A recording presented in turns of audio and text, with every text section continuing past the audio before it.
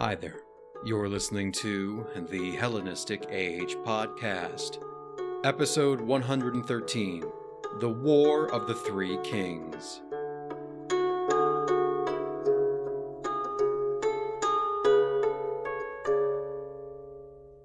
With the body of Demetrius I Soter lying mutilated in the swamps outside of Antioch, Alexander Balas was now the sole ruler of the Seleucid Empire. His was a victory won on multiple fronts, sponsored by the many foreign kings who wished to bring down the ambitious Demetrius and strengthen their influence over the weakening realm. Perhaps the most to gain from this victory was Ptolemy VI Philometor, whose dominion at one point was almost overwhelmed by the might of his Syrian rivals. Now the tables were turned. A new Seleucid ruler was heavily indebted and owed his crown to Egyptian support, and with his avaricious younger brother too busy indulging himself in Kyrene, the stars appeared to be aligning for a major shakeup in Ptolemy's favor. One of Alexander Balas's first acts as sole king was to purge the court of Antioch from those in Demetrius's camp, and installed a figure known as Ammonius as his key minister, alongside other officials named Hyrax and Diodotus of Cassiana. These were men that assisted in his war against the former Seleucid king, and Ammonius was given the responsibility of murdering many of the royal friends that were loyal to Demetrius, along with Queen Laodice V and her youngest son Antigonus. Though this violence was visited upon the royal family, not all were caught in the slaughter. Shortly after Alexander made landfall in Coele Syria in 152, Demetrius placed his two elder sons Demetrius and Antiochus in the protection of one of his friends living in the Carian city of Cnidus. He had done so as insurance lest the war did not go in his favor, and that way at least some of his children could survive the bloodshed that would inevitably follow, which proved to be an astute prediction. All they could do for now is remain in Asia Minor and bide their time until they came of age. With the government secured with loyal followers, Balas dispatched a messenger to the court in Alexandria to alert them of his victory and make a proposition. He requested that Ptolemy provide him with a bride to cement their bonds of friendship. Philometor was enthusiastic at the idea and agreed immediately. This was an extraordinary arrangement. No Seleucid king had accepted an Egyptian wife since Antiochus II Theos nearly a century earlier, and the chaos following that incident is well documented. But to offer a princess meant that Ptolemy must have found Balas's claims to royal blood to be at least somewhat convincing.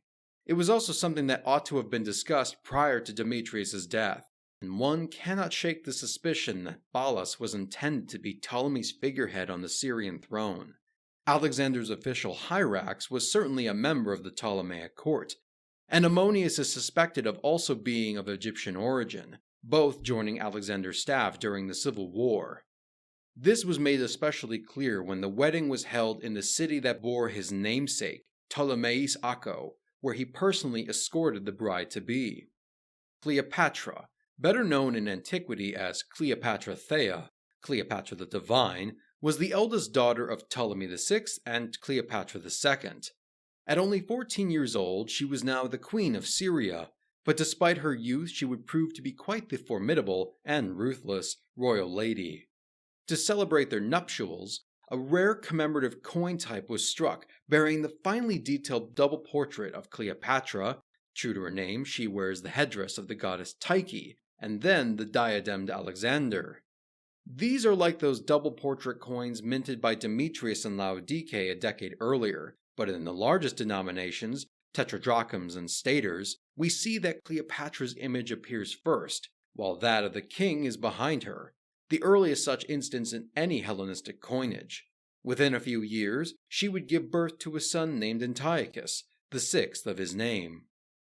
Rather than taking up court in Antioch, which had become the primary residence of the Seleucid kings for over 3 decades, Balas continued to rule from Ptolemaic. He may have felt more established here since it was the first city to defect to his rule 2 years earlier, whereas there may have been some lingering Demetrian elements in the cities of the Syrian Tetropolis. Much of his initial activities were focused on strengthening his legitimacy. True to his claimed origins, he heavily celebrated the memory of his father, Antiochus IV. One series is a posthumous issue made with the portrait and name of Epiphanes, but is dated to the reign of Balas. He also utilized the imagery of seated Zeus Olympius, the god so venerated by Antiochus. In addition to these paternal links, scholars have looked at his coins in order to gauge his relationship with the Ptolemaic dynasty. Indeed, Alexander likely owed much to his father-in-law for financing his expedition against Demetrius. The primacy of Cleopatra's portrait on the commemorative wedding coins in the most valuable denominations may be a signal of his dependence on, or deference towards, Ptolemy VI. He even minted coinage in Coele Syria that utilized the Ptolemaic eagle, but this practice had been done by earlier Seleucid kings as well, and we may be assuming too much by claiming that he was simply a puppet. On top of his connections to the Ptolemies, he continued to cultivate his existing ties. Joining in the after-party of the wedding was the head of the Hasmonean family and new high priest, Jonathan Aphos. He had been invited to Ptolemais by Alexander to formally meet and strengthen their relationship, which had been arranged during the war with Demetrius. Also attending the wedding were members representing the Acra, who protested Jonathan's appointment and accused him of illegitimacy, to which Balas publicly rebuked them, and doubled down on his favoritism by gifting his Hasmonean ally a purple robe. With regards to his actual tenure as king, we know very little. The writings of Pompeius Trogus claims that Alexander was a virtual prisoner of his own delights, spending time within his palace in the company of his concubines rather than engaging in any serious attempts to rule, while Livy echoes similar accusations of laziness. Though we may need to wade through Seleucid court propaganda, there is a strong indication that the realm was experiencing severe turmoil under his jurisdiction. This is a topic we will save for a later time, but the upper satrapies were undergoing a political shakeup, with the Greco-Bactrian kingdoms succumbing to external invasions and civil wars, while the Parthians, led by the brilliant Mithridates I, had directly attacked Seleucid holdings in Media in 148, and were poised to strike beyond.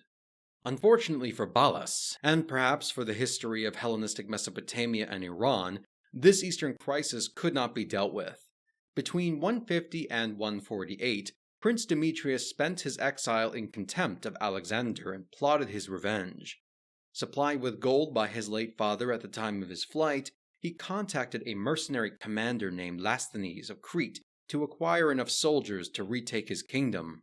In 147, the 13-year-old Demetrius sailed from Crete to make landfall with his army in Cilicia. Once again, the Seleucid Empire was thrust into civil war. Balas scrambled upon hearing of Demetrius' arrival, deciding to travel north to occupy Antioch, lest they swing their doors wide open for the invader. To secure his control of Coele Syria, the king assigned one Apollonius Taus as strategos, but it seems that shortly after Balas' departure, Apollonius defected to Demetrius' side. This brought the governor into conflict with Jonathan and the Maccabees, who held fast to their arrangement with Alexander. Apollonius sent a message challenging Jonathan's control over Jerusalem and demanded his surrender to Demetrius. Angered, or perhaps seeking a way to acquire access to the sea, Jonathan, along with his brother Simon, summoned an army of 10,000 soldiers and marched to the west against the port city of Joppa, which surrendered to his presence. Apollonius retaliated by leading his own force to nearby Azotus Ashdod, which drew the Maccabees into a pitched battle. Though the governor had a sizable enough host with him, Jonathan's men were by now a well-drilled and disciplined fighting force, and the Greek troops were driven back towards Azotus. On Jonathan's orders, the city was stormed and pillaged, its sanctuary of Dagon set ablaze, and the populace of 8,000 were either put to the sword or burned alive inside of their idolatrous god's temple. After this bloodshed, the Hasmoneans pushed forward to Ascalon and were received in submission. For his service against the traitorous Strategos, King Alexander rewarded Jonathan with a golden buckle and granted him possession of the city of Acharon.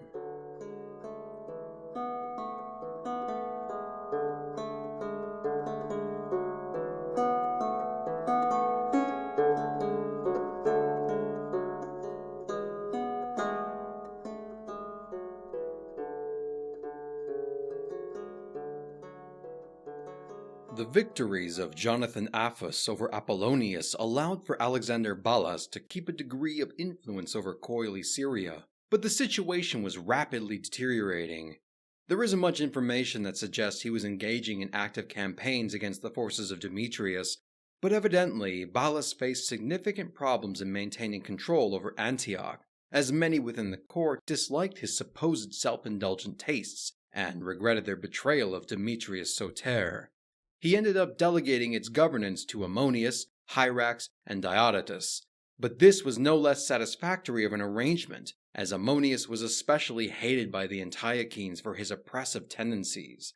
This all was being observed from afar in Alexandria by Ptolemy VI.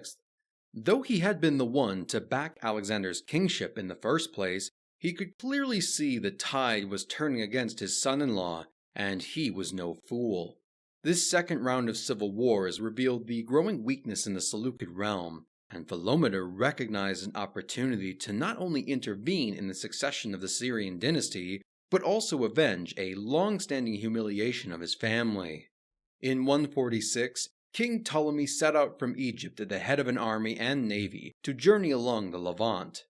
Outwardly, he was acting as a loyal father-in-law under the guise of coming to the aid of the beleaguered Alexander, which allowed the cities of the coastline to welcome his forces as guests, but the stay quickly became more permanent as he installed garrisons with each settlement taken. En route, Ptolemy was approached by the survivors of Azotus, who spoke of their suffering at the hands of the Maccabees and asked for assistance, but the king chose not to respond, and proceeded to meet with Jonathan at Joppa. After some friendly exchanges, the high priest escorted Ptolemy to the Enoparus River, the older traditional border between Seleucid and Ptolemaic territory, before returning to Jerusalem as the Egyptian army crossed into Syria. Philometor's claims appeared to be selfless, but his underlying motives were another. He was bent on taking advantage of the Seleucid civil war to conquer Coele Syria, snatched from his family's control half a century earlier.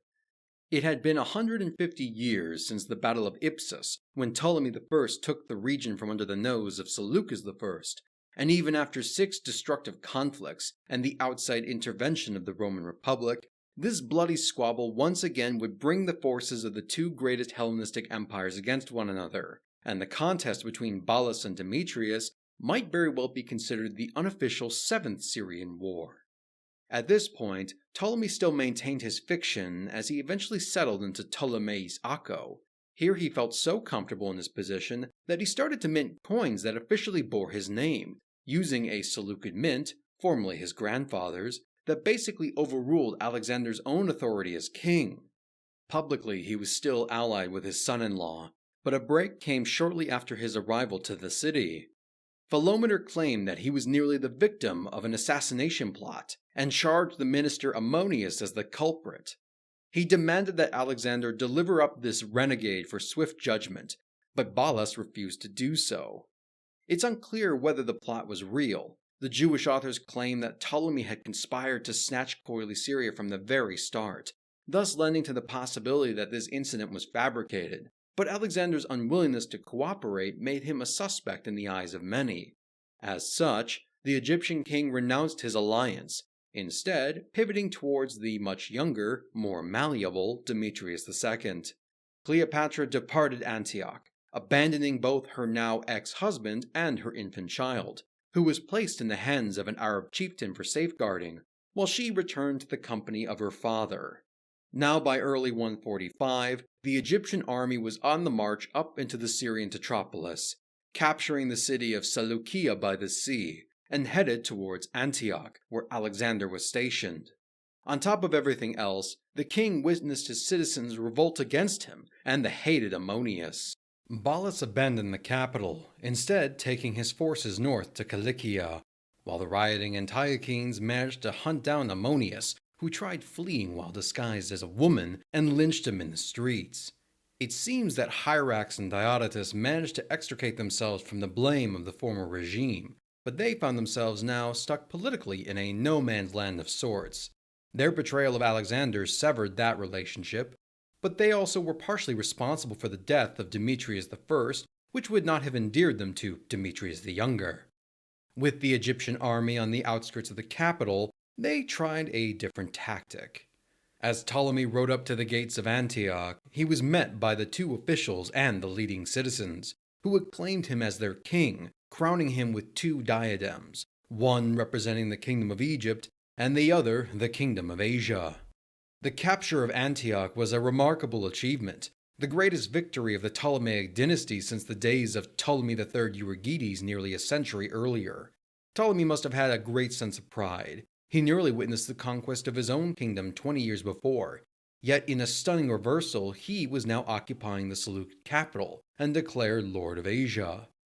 It is implied that Philometor was surprised by the offer of kingship, but it is hard to believe that he wasn't in communication with Hyrax ahead of his arrival to coordinate his stunt.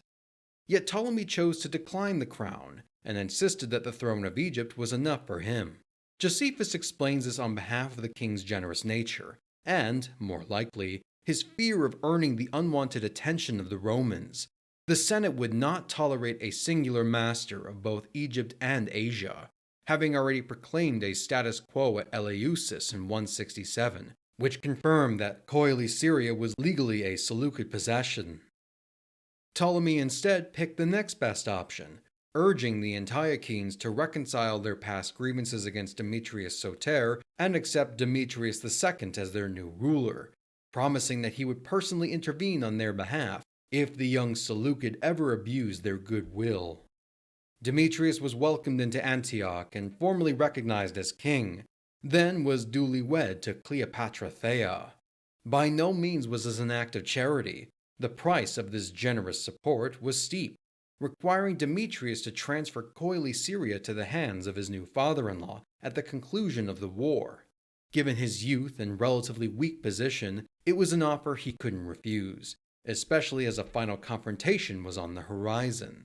From Cilicia, Alexander Balas learned of this alliance between Demetrius and Ptolemy and set out towards Syria. Near the Enoparus River, a tributary of the much larger Orontes on the outskirts of Antioch, the combined armies of Ptolemy and Demetrius confronted those of Alexander Balas in late July or early August of 145. We don't know much about the battle itself, but we may presume that the Ptolemaic Demetrian forces outnumbered those of Balas, with the more experienced leader Philometor taking the seat of command on the right wing of the cavalry. The fighting was assuredly bloody, and during the melee, Ptolemy was thrown off his horse after being spooked by a trumpeting elephant, allowing the enemy combatants to rain down heavy blows upon his head. His panicked bodyguards fought their way to Ptolemy's defense and carried the heavily concussed king off the battlefield to safety. Rather than collapsing, the Egyptian army drove harder against Alexander's mercenaries, eventually scattering them to the wind as they claimed the field. Balas had to ride for his life to escape the rout and slaughter that would follow, accompanied by only a handful of his officers and 500 soldiers. Seeking safe haven, he traveled east towards Arabia and took up refuge with a chieftain named Zabdiel or Zabilus. The sources differ on what happens next. The Jewish accounts suggest that he was betrayed by his Arab host, who arrested and executed him, while Diodorus of Sicily says that two of his officers, Heliades and Cassius, had secretly been in talks with the Ptolemies and agreed to assassinate Alexander in return for their own pardon, cutting off his head to bring back to the Egyptian camp. Whatever the case may be, Alexander I Balas was dead after ruling for 5 unremarkable years, yet he may have had the last laugh. Despite emerging as the winner of a great victory, the wounds inflicted upon Ptolemy during the battle proved to be far worse than realized, perhaps resulting in a brain bleed that left him in a stupor for several days. His doctors and officers couldn't get him to respond to any stimuli, even going so far as to drill a hole in his skull to help drain the pressure, but to no avail. Yet it seems that he lingered just long enough to have one final day of lucidity, and the last thing he ever saw was the decapitated head of his former son-in-law, presented to him as proof of his victory. He died shortly afterwards, passing away at the age of 41, having ruled Egypt as its king for 35 of those years. The Battle of the Enoparus had ended in the most bizarre of circumstances, since the commander of the defeated side was dead, but so was its victor, and the last man standing was Demetrius.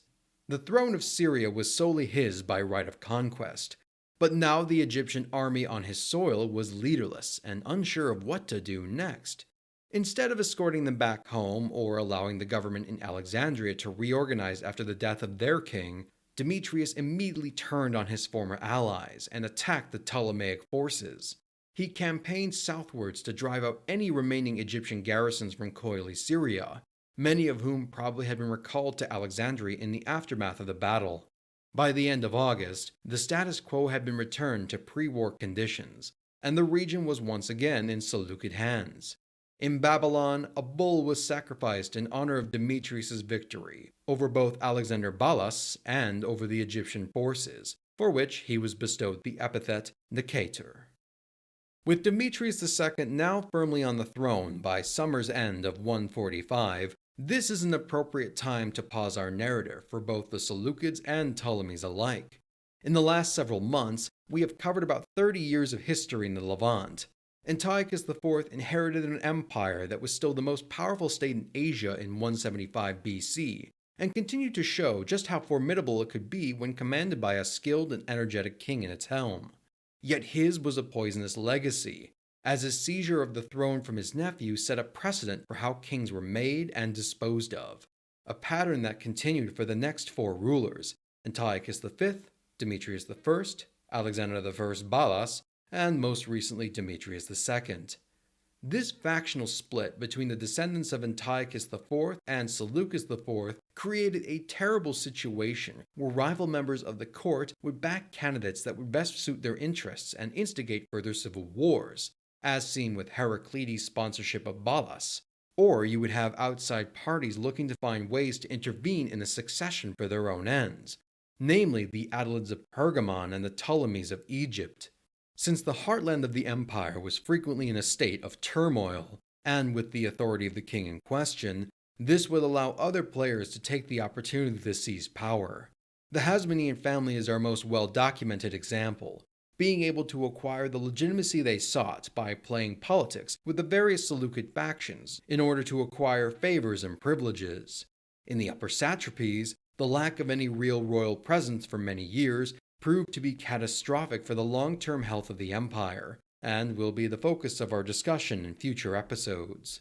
Egypt, on the other hand, is a different story, as Ptolemy VI Philometor was one of the dynasty's most remarkable and successful rulers.